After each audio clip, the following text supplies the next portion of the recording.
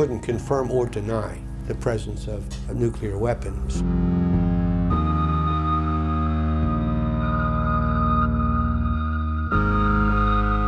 My doctor said that my particular condition was caused by exposure to radiation of plutonium. This is the story of a crash on the Arctic ice and the secret of a lost nuclear bomb in the furthest reaches of the world. There still is a cover-up. Even an accident like that gets forgotten.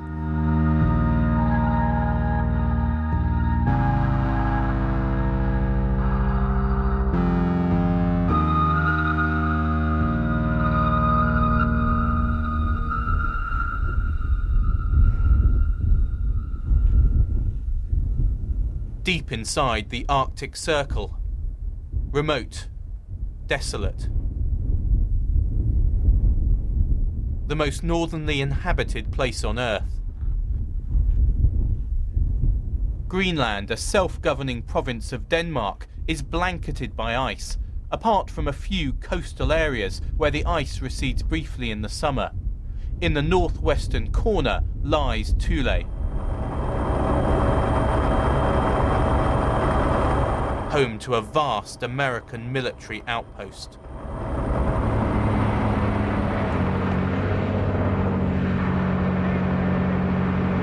We were granted rare access to Thule Air Base, run by the US Air Force Space Command.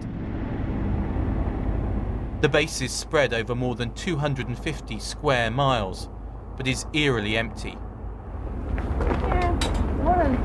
Around 600 people live here all year round. Friday, yep.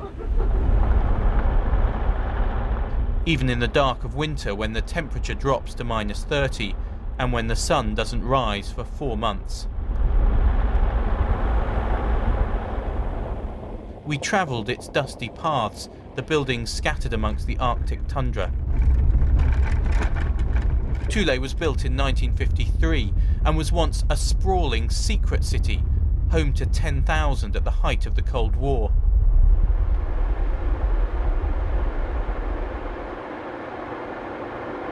But while its size has diminished, its strategic importance hasn't, thanks to its unique vantage point at the top of the world.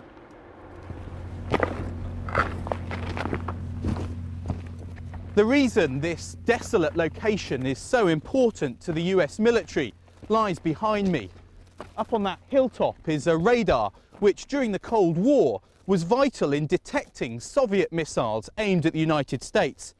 But the radar is now being upgraded to play a key role in America's new missile defense system. This is a ballistic missile early warning radar, originally designed to watch for intercontinental ballistic missile launches coming over the poles.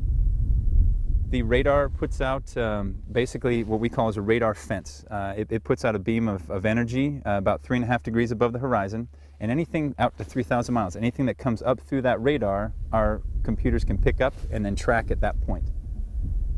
Because we are so high, we are so close to the pole, to the North Pole, any ICBMs coming over the pole we would see first, because it's the shortest trajectory. It was built here for the Cold War, and so that makes our location perfect.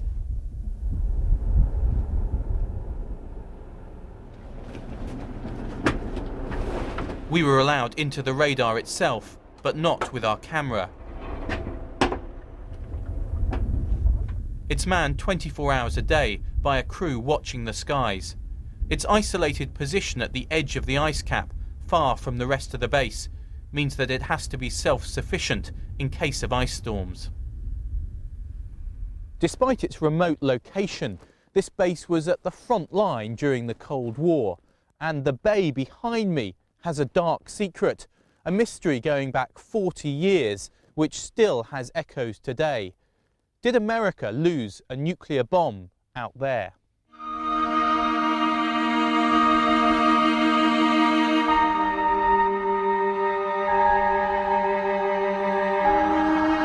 At the height of the Cold War, B-52s carrying nuclear weapons constantly circled Thule 24 hours a day, waiting for a Soviet attack.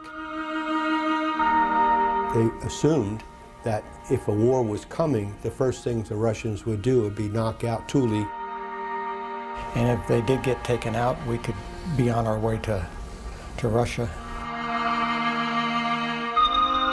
But on January 21st, 1968, something went wrong. Caught that paint on fire, worked its We way up. reunited two of the pilots, 40 years on. All of the crew compartment is from roughly here forward. The fire was on the lower deck at the aft end of the crew compartment, so it would have been right about here.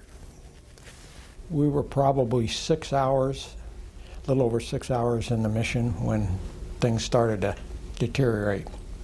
We were in our holding pattern type of configuration, low power, high altitude, saving fuel. And a fire started in the cockpit that got out of control and just wasn't controllable. I would say within 5 minutes we knew the fire was out of control. By that time I had declared emergency and told them that we need immediate descent to Thule, Greenland. We knew that we had very little time to get to Thule before we'd be in real trouble, and if we had to bail out early, we would really be in trouble. First and only time in my life I've ever said Mayday, but I gave a Mayday call. Eventually the lights disappeared and I heard somebody say, "Are we over Thule yet?" And I leaned up and looked out the window shield. I couldn't see the lights and I says, "Okay, we're over Thule." Crew, bail out, and I reached down and turned on the abandon light. And at that point I heard bang, bang, bang, bang, and that was 4 of the crew members using their ejection seat. So I heard this bang, bang, bang, bang, you know. And I said, "What is that?" He said, "That's the rest of the crew bailing out. Get out of here." And so I did. At about 8,000 feet when he bailed out, and he was the last one. From there, the airplane made a big circling arc and had turned about 180 degrees when it hit the ice, about 7.5, 8 miles out.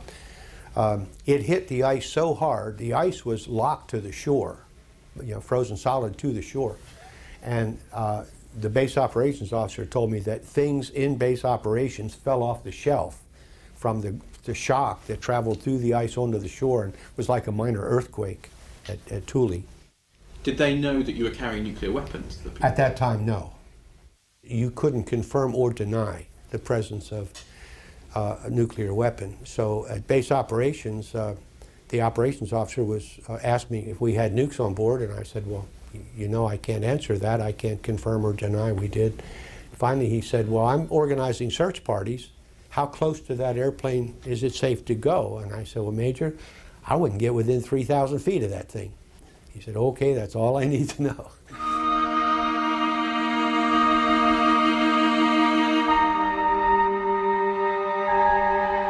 As I sort of glance over the fjord there, I see the explosion. I don't hear anything at first. I see a real powerful explosion. I was in the non-commissioned officers club with a bunch of friends when all of a sudden the building shook. And then the news came through that a plane had crashed on the ocean ice. Those working at the base rushed out onto the ice to the scene of the crash. An unprecedented cleanup began, which would go on for months, as documented in this declassified US government video we've obtained. The problem was what to do with all the debris. You see, you scraped all the debris together, and that was put into sort of smaller containers on truck, hauled back to the base. I was told it was not dangerous, and as I say, no one sort of dropped dead. We didn't know very much about it. We were young, dashing men. It was a job, and it was nice for a group of Danes to prove to the great American Air Force that we could do something that they couldn't. The high explosives surrounding the nuclear weapons had detonated, but without setting off the bombs, which hadn't been armed by the crew. As the plane crashed onto the ice, debris was flung over a huge area, including tiny particles of radioactive plutonium. I was never given any protective equipment. I just went out, whatever you normally wore at work, and walked around the crash site right next to the barrier. They had it roped in, and came back to the base. There was never any test done. So you had this special team with the airmen in full protective equipment climbing on top of these 50,000 gallon drums and containers. And I was down there daily basically, and I had no protective equipment. Carswell and many other workers believe they later paid a heavy price for their role in the cleanup. 500,000 gallons of ice, some of it encrusted with radioactive debris, were recovered and shipped back to the US. But it's now clear that not all the plutonium was recovered. Something had burnt through the ice into the sea below. The Pentagon has always maintained that all 4 nuclear bombs were destroyed in the crash. That's technically true since the high explosives had detonated, but it's not the whole story. We've obtained thousands of pages of previously top-secret documents under the US Freedom of Information Act, parts of which remain classified. They reveal a remarkable story that's been kept hidden for the last 40 years. Within weeks of the crash, it's clear that the search teams aren't able to account for all of the 4 bombs. Officials begin to speculate that the most important and highly sensitive parts of one weapon with serial number 78252 may have melted through the ice. A submarine is sent down which sees highly sensitive items. The documents show that the real purpose of the underwater search is kept hidden from Danish officials. It was referred to as a survey. As winter sets in, the search is abandoned, with large areas still unexamined and not everything recovered. We tracked down one of the US nuclear weapons designers who took part in the top secret meetings recounted in the documents. He confirmed to us that a weapon was abandoned. It would be very difficult for anybody else to recover classified pieces if we couldn't find them. There was disappointment in what you might call a failure to return all of the components, but in the end you go on with the next problem. And so after a while, even an accident like that gets forgotten.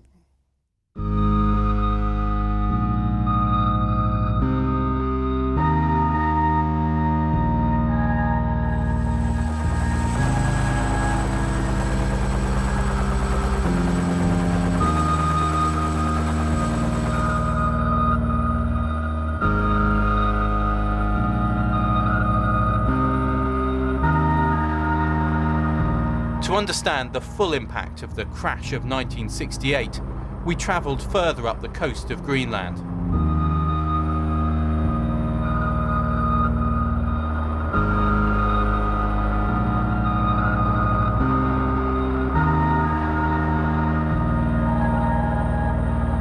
No roads connect the village of Qaanaaq to the outside world. The only way there is by air.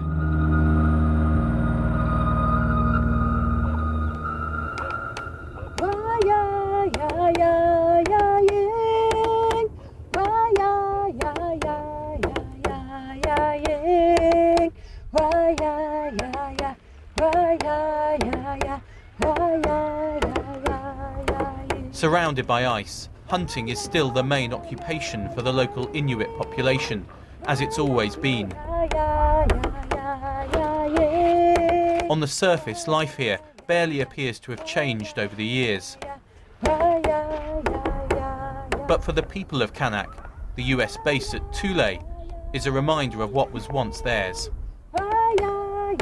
There's still resentment amongst the older generation who had to give up their traditional lands and hunting grounds to make way for the US military.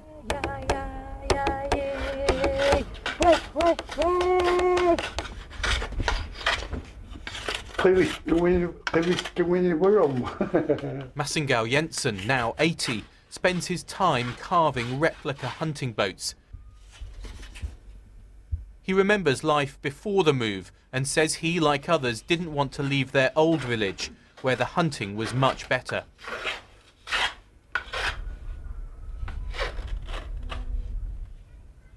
When the Americans finished building their base in 1953, the local Inuit population living at the site were given just 4 days' notice before they were forced to leave their homes. Most of them relocated here to what's become the village of Kanark, home to about 650 people. The people here, though, are forced to live with not just the legacy of that move, but also the crash of 1968.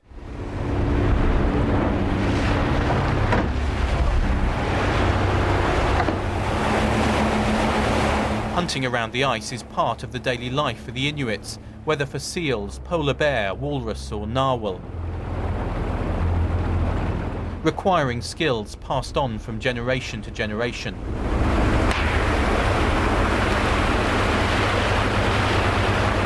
We went out on a seal hunt with 2 of the men from the village. They told us how it had changed over the years.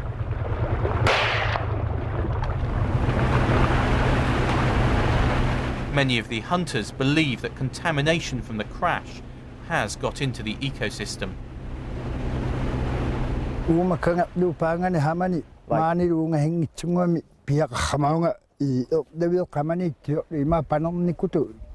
Two times when I hunt, that I caught a seal, and the seal's insides were dried out.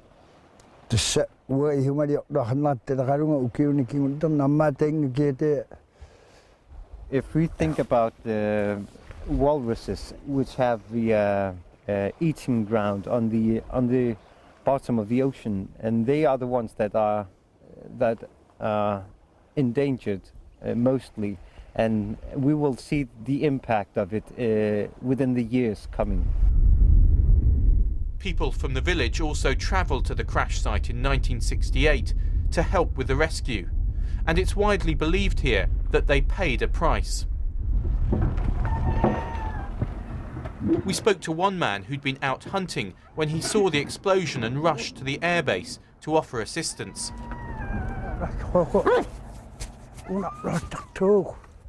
He says he's now suffering from a throat condition, which he attributes to the crash.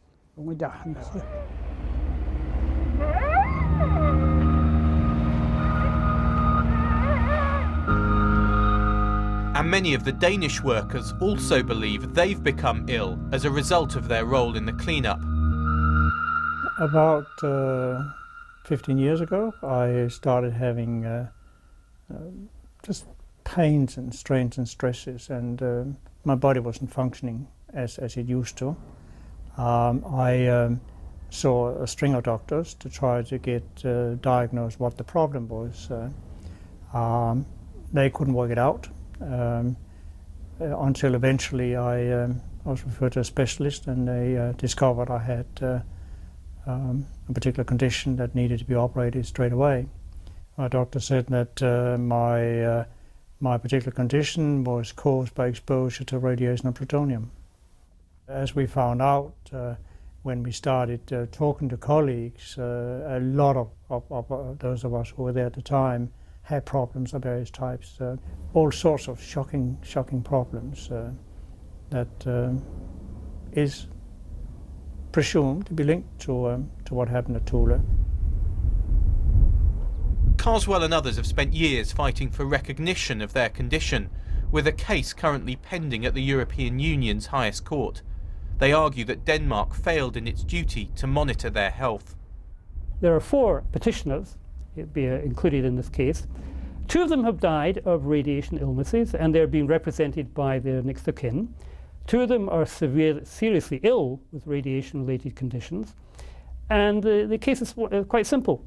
Had they been medically monitored from the year 2000, when that directive came into force, their conditions could have been detected at an earlier stage with a much better prognosis. The Danish government says it has conducted repeated surveys of the Thule region, and its experts insist that there's no hard evidence of a link between any illness and the crash. In Denmark, we have very good registries for cancer incidents and cancer mortality, and we have made a very thorough investigation of that, and it shows no evidence of a linkage to the crash. There has been some plutonium under the ice. We expect between 0.5 and 1 kilogram plutonium is under the seabed and going into the marine environment. And during the years, there have been surveys in the marine environment, been measurements of all kinds of animals, and it shows very, very clearly that no danger to human species in the area. I think it's a cover-up, and I still think from the Danish side of the house, there still is a cover-up. We are just a flock of old men, old Thule workers. We're getting older, and if the Danish authorities and the Danish government will wait and keep their mouths sort of sealed for another, 15, 20 years, then there's no one left that remembers, and there was a part of the accident back in the days of '68. So it is it will be much easier to kill the story when we are not around anymore.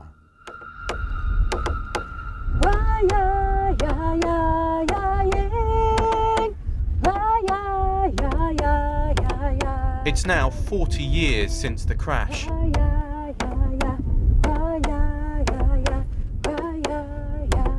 But for those who were in Thule then, and for those living in the region now, life and death are still defined by the events of that day and the mystery of what lies beneath.